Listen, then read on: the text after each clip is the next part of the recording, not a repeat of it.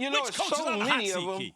It's so many of them, Max, that I'm just trying to pare it down to a handful because when you look at it, the first one that comes to mind for me is Kliff Kingsbury. Mm-hmm. He comes to mind. Tough division, though, right? San Francisco, Best in Seattle, football. the Rams. But everybody is tough in the National Football League. I just think based on how he was hired, the promises that was made, getting rid of Josh Rosen, which looked good in Atlanta, by the way, and now all of a sudden you decided that Kyler Murray was your guy along with Steve Kimes.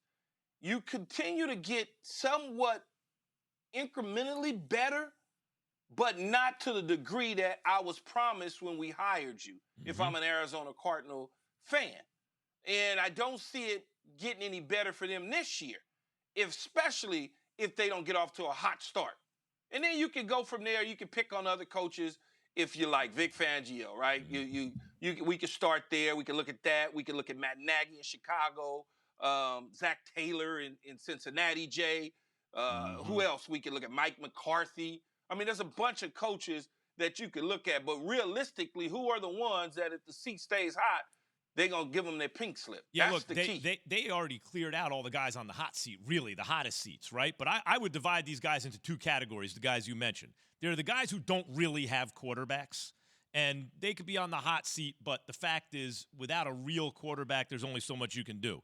So, like Vic Fangio, that's what you're like saying, right? Vic Fangio. I mean, his defense is the most widely imitated in the league right now. But here's what I would say, do Buster. with a real quarterback? But here's what I would say, Buster, is that Teddy Bridgewater is a real quarterback for what they need. He's not dynamic, but he's solid. I agree with that. To me, I look at these coaches. I look at Zach Taylor. Zach Taylor has a quarterback.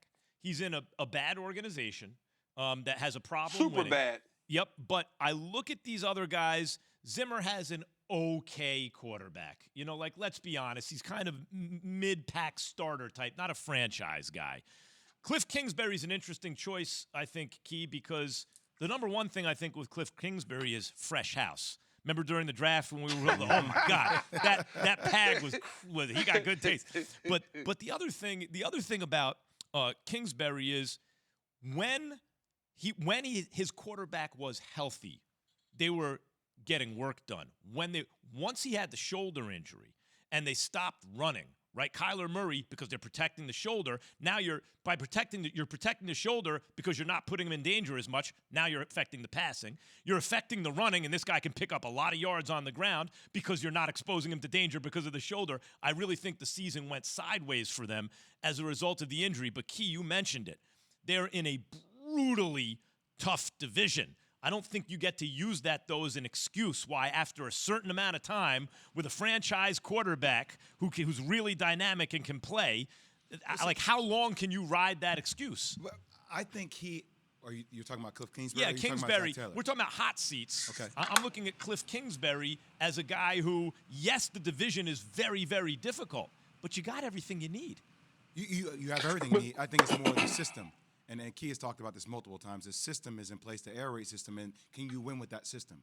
But I don't see how we just kind of, Zach Taylor's in that conversation, but I don't know how we just kind of glaze over everything that's happened in Chicago with Matt Nagy. He hasn't had an offensive line or a quarterback until now. I understand. It seems like him and Ryan Pace are joined at the hip to a degree.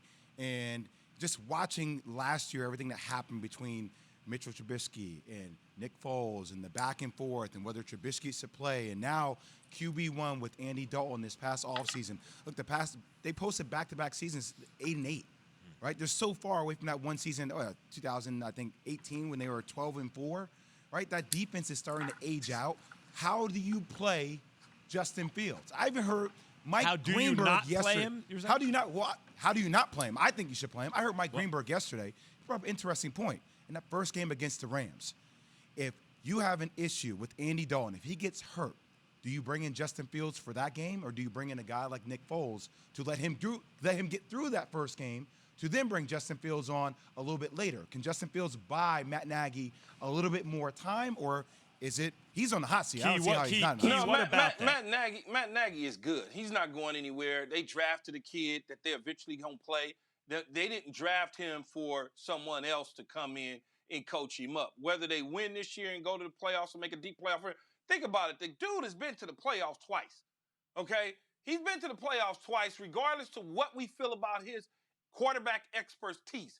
He went 12-4 once upon a time with a quarterback that wasn't his. 2018. That he didn't draft. 2018. That he inherited. So then when you look at it, you look at last year, he ping-ponged quarterbacks back and forward between Mitch Trubisky, Nick Foles, Mitch Trubisky. He backdoored into the playoffs. So you really can't argue with him. The reason I was on Kliff Kingsbury so heavy is because, as you know, Max, with the good look, the scruffy beard, the whole deal that you have going on, yes, that was Kliff Kingsbury. The model was Sean McVay. We want a hot shot, a young, innovative, offensive mind. Look what Sean McVay was able to do. So everybody that was within arm's length of Sean McVay got hired. Zach Taylor, Kliff Kingsbury, Matt LaFleur. Matt LaFleur's had success. And you would say, because Aaron Rodgers. Doesn't matter, though. 2 NFC championship games since he's been the head coach. Kliff Kingsbury, 0 playoff appearances since he's been the head coach, and they gave him the quarterback they wanted. So I obviously think that deserves to be on a hot seat. When you look at Matt Nagy, he doesn't deserve to be on a hot seat because now he gets an opportunity not only to start with a quarterback he wanted in Andy Dalton, but if he decided to replace Andy Dalton, to now go with a quarterback he wanted in Justin Fields. And let me tell you, Jay, let me make another argument here. I want to hear you respond to this. We don't argue on this show. Nagy there will be arguments, Key. There will be arguments if we disagree. We just don't have to look for the argument. Now, look, Nagy and Pace, to me, that's commendable because it's the whole problem in sports, like in life, short-term incentive motivates behavior usually over long-term objective, right? Your short-term incentive.